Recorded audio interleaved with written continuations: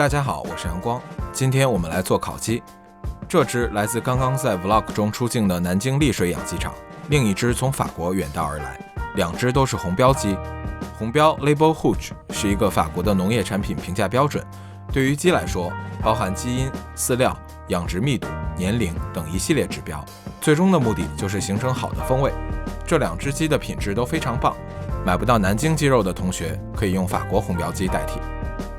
首先来处理鸡肉，解冻之后我们去掉鸡头和脖子，注意保留足够的鸡皮，要能够覆盖住鸡胸。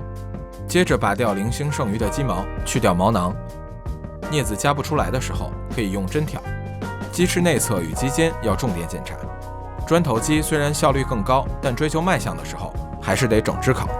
我参考并改良了来自2位名厨的菜谱，分别是 Thomas Keller 与 Daniel Hum。下一步是去鸡锁骨，用一把小刀从脖子上方伸进去，刮到骨头，再贴着另一侧慢慢切开，最后用手拧断就可以了，会得到一个完整的像弹弓一样的骨头。鸡尾附近的肥油去掉，确保内脏清除干净，放冰箱备用。接下来是很重要的一步，腌制鸡肉。香料包括柠檬皮、香叶、百里香、胡椒、花椒。柠檬只取皮，不要果肉。我们采用试腌的方式，一般需要4到5升水没过整只鸡，要根据容器和鸡的大小提前试一下。锅中放入3升水，烧开之后加入7%的盐，2.5%的红糖，再加1%的老抽，都是按重量计算。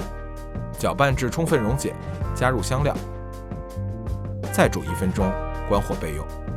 盛出1000克的冰块，与腌料混合，搅拌降温。不着急的话，自然冷却也是可以的。腌料降温到5摄氏度以下的时候，把鸡放进去。这是为了全程冷链操作，防止细菌滋生。要确保整只鸡完全浸没。液体不够的话，等比例补充腌料。放入冰箱冷藏12小时。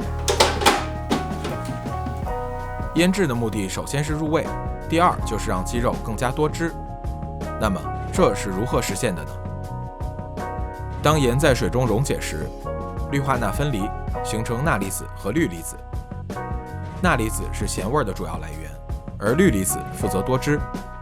它们的尺寸非常小，所以会逐渐扩散到鸡肉内部。由于负电荷彼此排斥，氯离子会将纤维撑开，通过渗透和毛细作用，更多的水分得以进入到鸡肉纤维内部。在烹饪过程中，纤维的收缩程度会降低，鸡肉也能更好地保持水分。需要注意的是，我们使用的盐溶液浓度是7%，但是在肉的内部，其实1%的盐度就已经过咸了，所以要通过控制腌制时间来控制进入鸡肉的盐分总量。12小时对于整鸡来说是比较合适的。而糖和香料的分子尺寸比盐的离子大很多，在肉中的扩散速度只有盐的1/10甚至更低，所以只会在表面起作用，无法进入肉的内部。但是鸡肉的厚度有限，所以即使风味只能停留在表面，也还是有意义的。在腌制的时间里，我们准备黑松露馅。今天的黑松露来自丁真的故乡四川甘孜。松露是一种可食用块菌，与松树、榉木的地下根系共生。生长在云南、四川、西藏等地的黑松露一般是印度块菌，与黑包块菌、夏块菌、白块菌是有所不同的。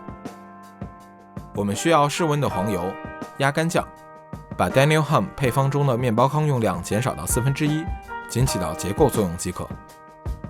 加盐和胡椒调味，最后磨黑松露。原配方使用的是黑包块菌，比印度块菌风味更浓，所以我们把用量增加1倍，强化香气。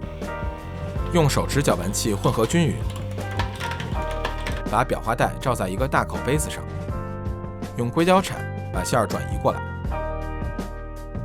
拧紧袋口，减少氧化。12小时之后，我们把腌好的鸡取出，用清水冲洗一下表面。从胸部最下沿开始，用手把皮与肉分开，再借助硅胶铲，直到把整个胸部的皮下打开。裱花带开口，排净空气之后伸到皮下，把松露馅填进去。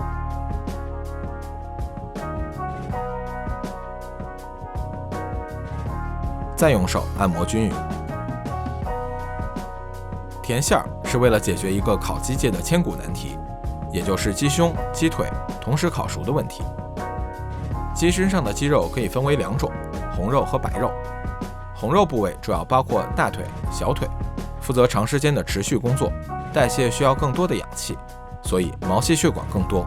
肌红蛋白所携带的铁元素就是这些肌肉颜色更深的原因。这些部位一般也有更多的脂肪含量。而鸡胸、鸡翅属于白肉，主要负责短暂的运动，例如扇动翅膀，代谢需要的氧气比较少，脂肪含量也比较低。红肉中的脂肪需要更高的温度与更长的烹饪时间来融化，而鸡胸在66度以上的时间过久就会变柴。在鸡胸与鸡皮之间填入肥甘松露馅，不仅可以提供额外的隔热层，降低鸡胸的实际烹饪温度，而黄油与肥甘酱融化的过程中，也可以让鸡肉保持湿润。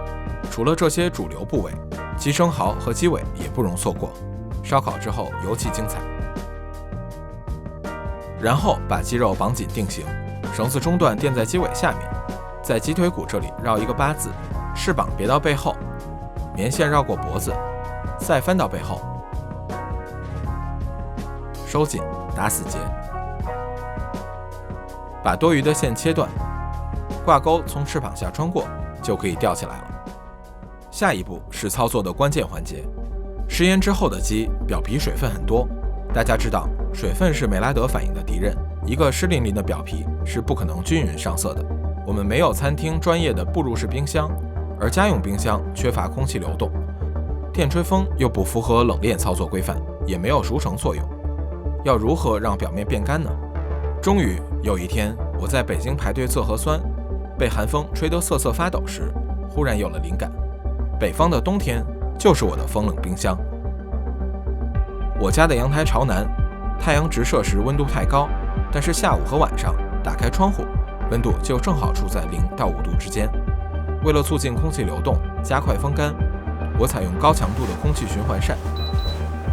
在这个过程中，不仅鸡皮的表面变干，通过湿腌进入鸡肉中的盐分也会继续向内部渗透，变得更加均匀。而同时发生的还有熟成作用，肉类本身带有的酶会分解蛋白质、筋膜和脂肪组织，软化鸡肉，并产生新的纤维物质。从黄昏到黎明，从2020跨越到2021，12个小时之间，我们的风干就完成了。取下之后可以放在冰箱里保存。其实熟成和盐分渗透的效果还会继续，3天左右风味才达到最佳。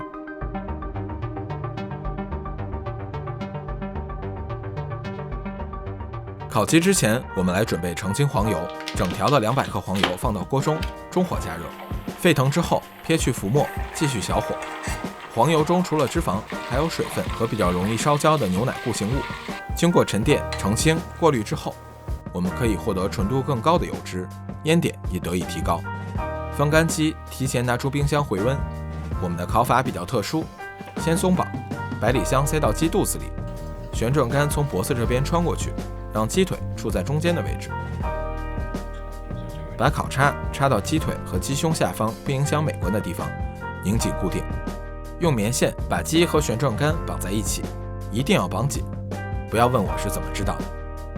鸡皮上刷澄清黄油，更有助于均匀上色。鸡胸上撒一些粗粒海盐，强化焦脆的口感。烤鸡的配菜非常简单，洋葱切大块，蒜从中间分开，西芹切块。烤箱待烤盘230度预热半小时，把配菜铺在烤盘上，主要的目的是吸油。烤鸡下在中间，打开旋转功能。旋转是在家庭里可以实现的，确保均匀加热的最佳方式，但其实也并不是必要的。下期我会介绍一个不需要湿腌、悬挂或是特殊烤箱的烤鸡方法，这可能也是我有史以来第一次简化菜谱，请大家踊跃关注。烤鸡的同时，我们准备一个香草花束，百里香、鼠尾草、迷迭香、石螺、欧芹，还有我去花店特意采购的薰衣草，选能买到的新鲜香草就好。穿插组合之后，用棉线绑紧，包好保鲜膜，放冰箱备用。剩下的香草可以来做一杯西班牙式金汤力。在此，我也预告一下新的酒类系列视频，金汤力就是第1期。Cheers。由于风干烤鸡的水分比较少，烤起来比普通的鸡要快很多，大约50分钟之后就可以出炉了。鸡皮上色均匀，有着深沉的红亮光泽，这才是一只符合米其林级别的烤鸡。下面垫上网架，松散地盖上铝箔，休息至少半小时，让肉汁回到肉里。利用这个时间，我们来做酱汁。红葱切细丁，用鸡油翻炒，半透明之后，把吸收了烤鸡汁水的配菜倒进来，加入干邑，点火去掉酒精，再加入鸡汤，煮10分钟，再充分过滤。酱汁加回到干净的锅中，中火收汁，直到质感粘稠，加1根百里香、柠檬汁和1点柠檬皮。关火，放1小块黄油，用余温融化，盛到酱汁锅中就可以了。休息好之后，取下烤叉，松绑，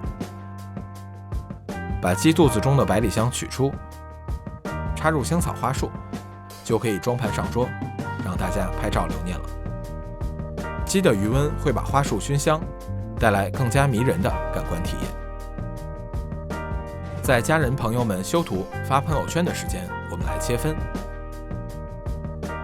先拆下鸡腿、鸡翅，大小腿从关节分开，对称的摆回盘中。卸下鸡胸、鸡肩，再翻过来拆下鸡生蚝。一般这个部位都是等不了上桌就会被吃掉的。鸡胸切大块，注意别把馅儿洒出来。摆好盘就可以端回到桌上了。这个丰州土豆的配菜做法也会包含在下期视频当中。最后，我们把仪式感拉满，当着亲朋好友的面磨上整片的黑松露，直到完全覆盖掉烤鸡，掌声响起，才算是大功告成。2021年，我会争取加快更新的步伐，也想邀请做剪辑、动画的小伙伴加入团队。相信科学，享受生活，咱们下期再见。